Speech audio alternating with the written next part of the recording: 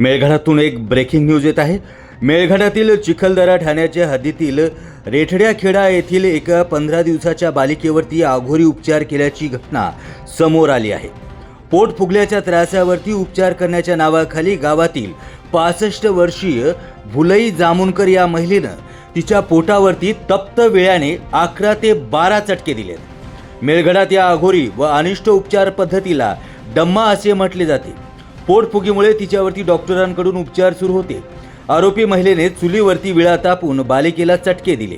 या अमानुष प्रकारामुळे चिमुकलीला तीव्र वेदना झाल्याने तिला तातडीनं सेमाडोह प्राथमिक आरोग्य केंद्रात दाखल करण्यात आले। चिखलदराचे ठाणेदार प्रवीण कुमार पाटील यांनी पथकासह घटनास्थळी धाव घेतली। याबाबत मुलीच्या आईनेच तक्रार दिली। मेळघाटातील काही भागात लहान मुलांचं पोट फुगणे किंवा पोटाशी संबंधित आजारावरती डम्मा देण्याची अघोरी उपचार पद्धती आजही प्रचलित आहे।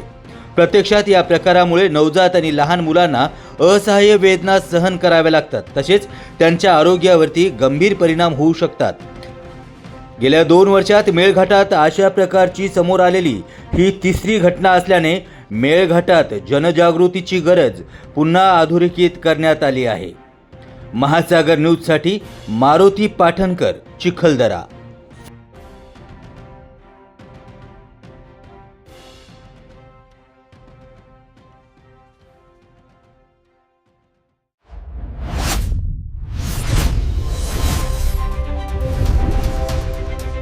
महासागर न्यूज।